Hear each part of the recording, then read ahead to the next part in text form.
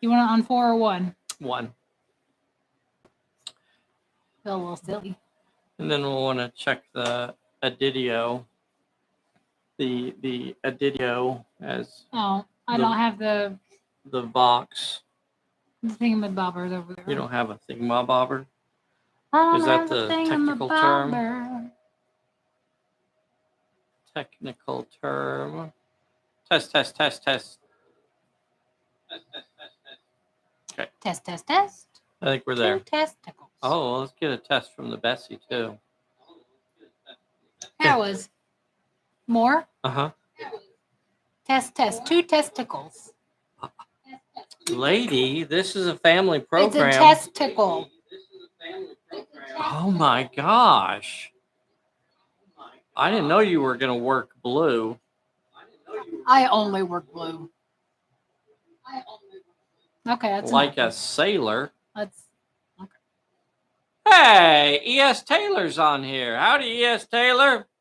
Neil Morgan, Lord Grumpus, Brian G, Clyde Dashing, Sean Peck, Alan Shanks from Australia. Woo. And we got the D, the W, and the low.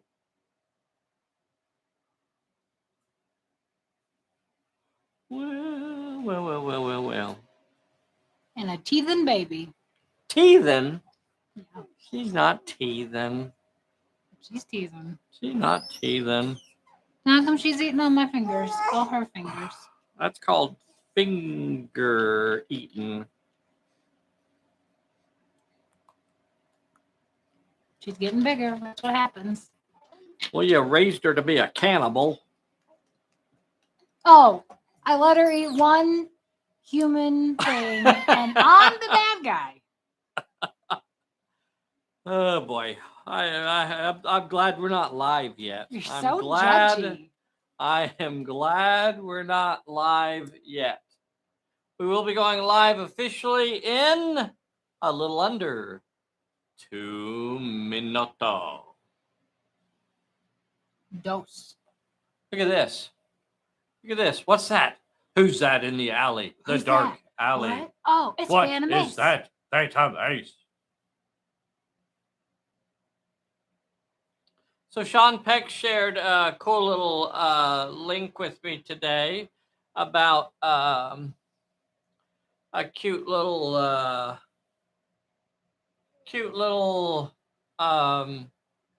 YouTube channel that was doing one of those, I think kind of like a top 10 greatest games of all time. And of course, Pulp Alley was on there. I could have that wrong. Maybe it was something else, but it was something like that.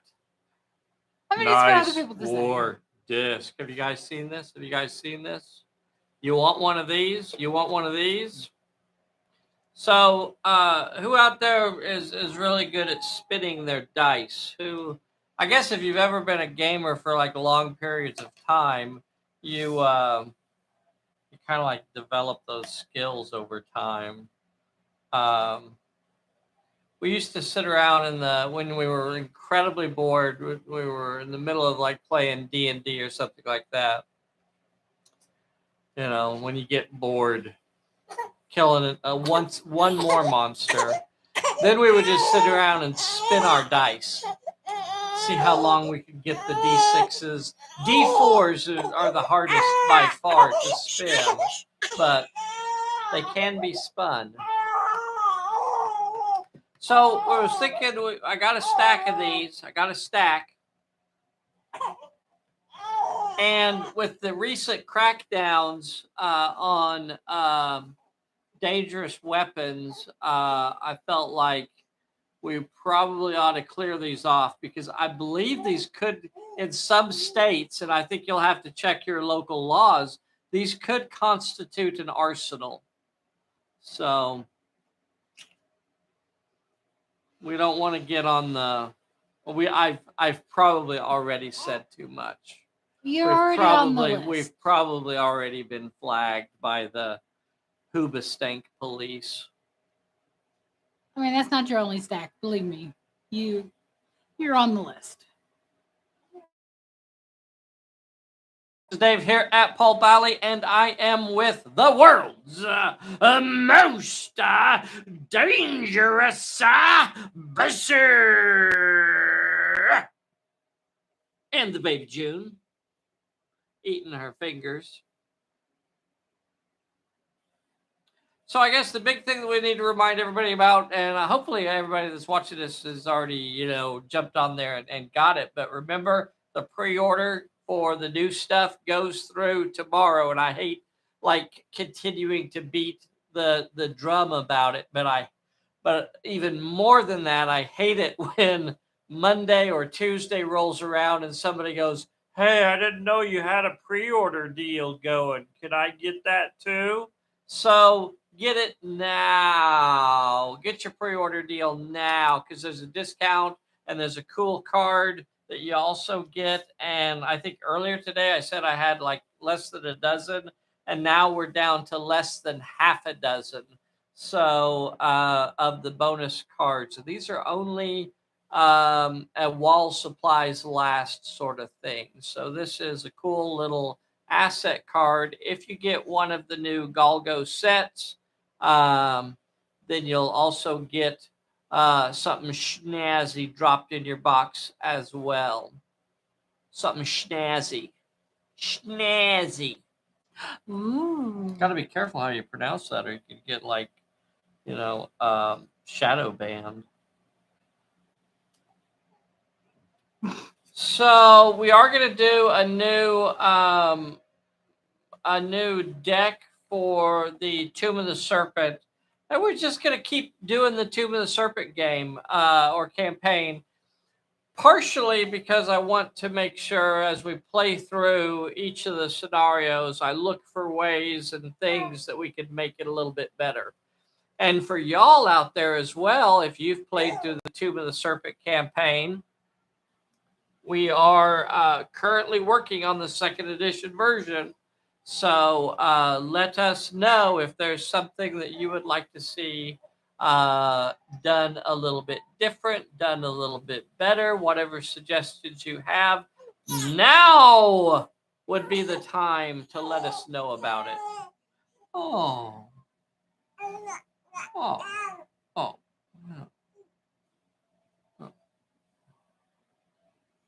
She's got suggestions. She's got suggestions. She's got a few ideas in her head. She's got a few ideas to go over. I get to June. We'll go over the her ideas with Manny here in a little bit. So if you're interested in getting a war disc, we'll probably give you the specifics to get the war discs on Sunday. So on Sunday, we'll give you the specifics about how to win yourself a lovely Amish war disc. And again, I really have to warn everyone, these are not a toy. Do not aim these at someone unless you actually intend to use it.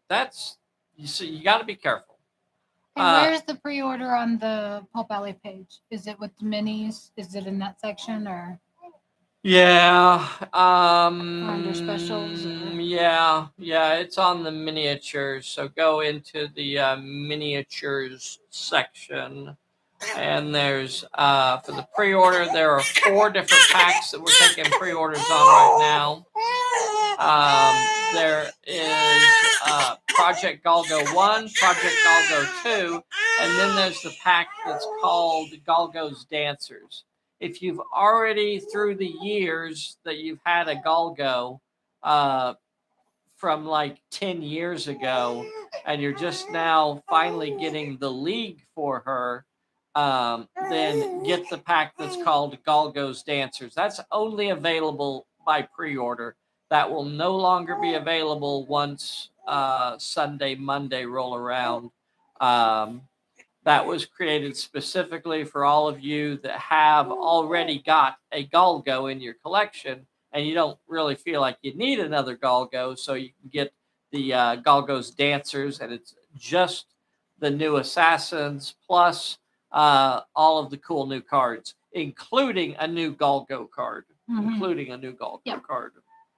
So on Sunday, we'll talk about how to get yourself one of these highly dangerous Amish war discs, and then Otherwise known as a coaster. Customs, if anybody's listening from that area. I suppose that's how you choose to live your life. And then we'll probably do the drawing next Thursday. So that's what we'll do on that. What do we got on here on the chatty chats? Give me some howdies, boys and girls.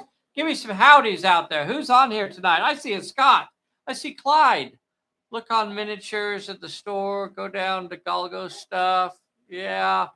Galgo's fairly deep into the miniatures, so you might actually have to switch to another page. But yeah, it's on the Alan Shanks from Australia. Get a howdy. I got a Neil Morgan howdy. I got a Mac Daddy howdy.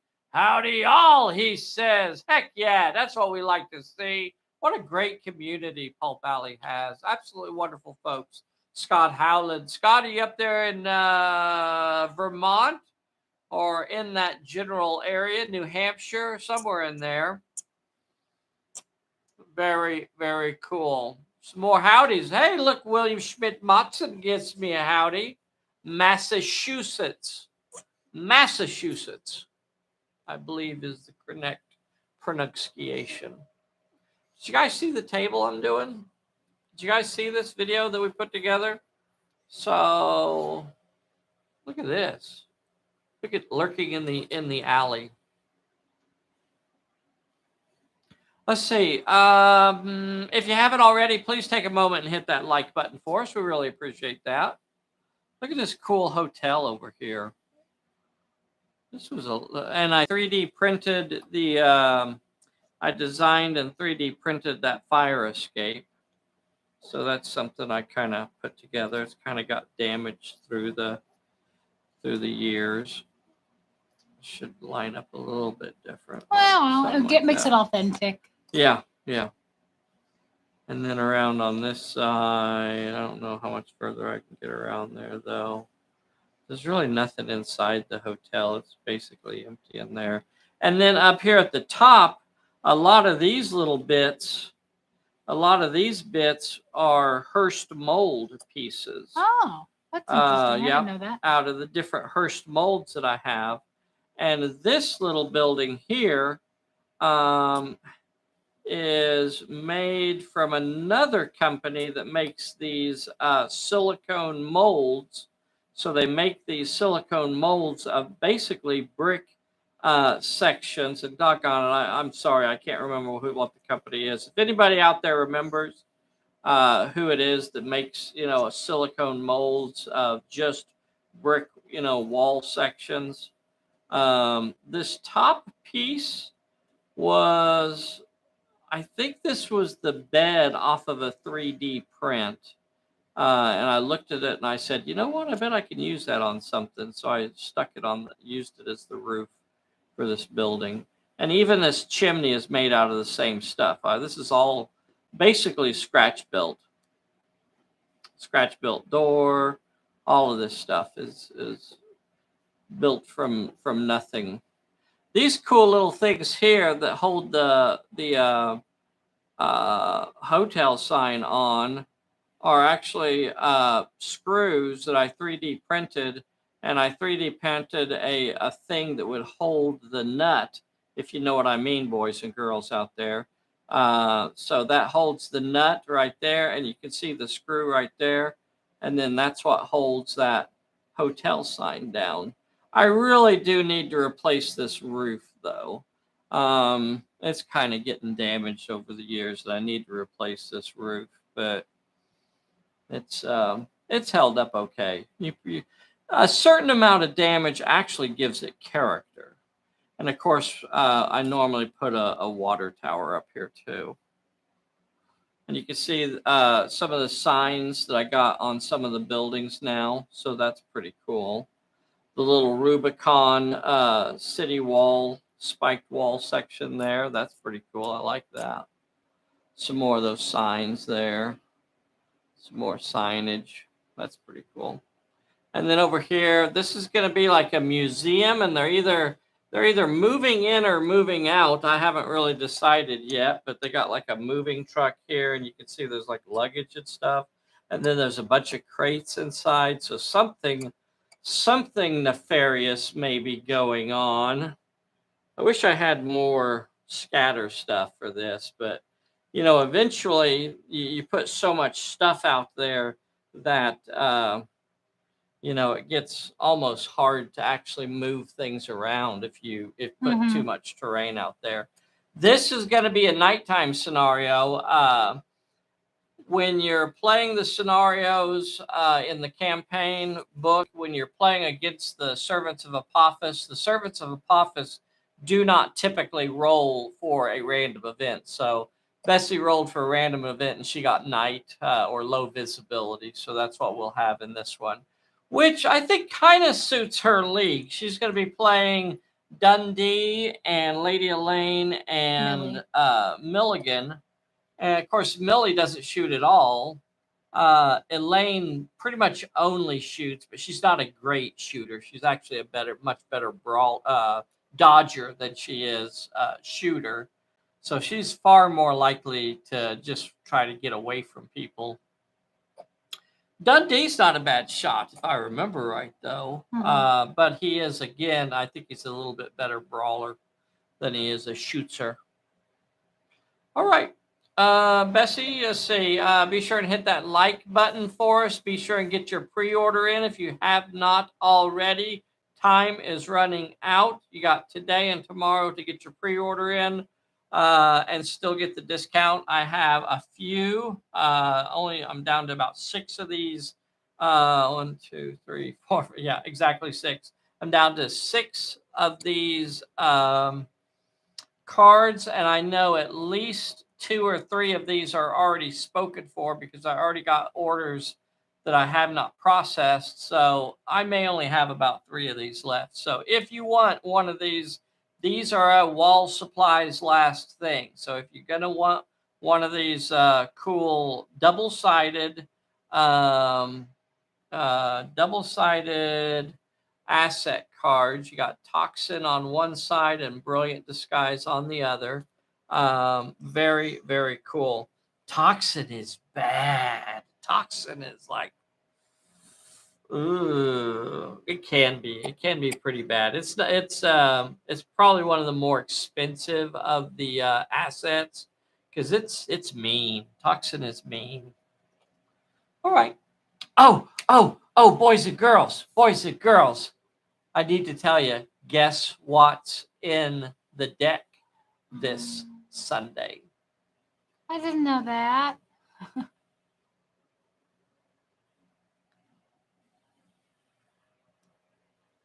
Red herring.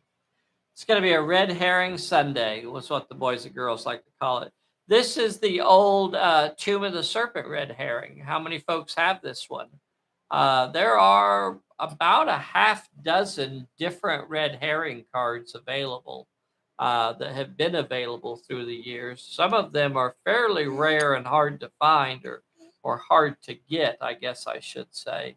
But this is the old Tomb of the Serpent version. Who has that one? All right. Let's see. What else do we need to go over, dear heart?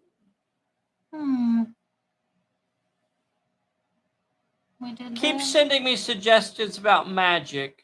Yeah. I'd like to know. David Lowe suggested, like a stone skin, and of course we'd already been thinking along that lines as well. So that's one. A heal spell also. So I was thinking we might float a few little spells out and let you guys kind of play test them just to see, if you guys like them and the way they work. The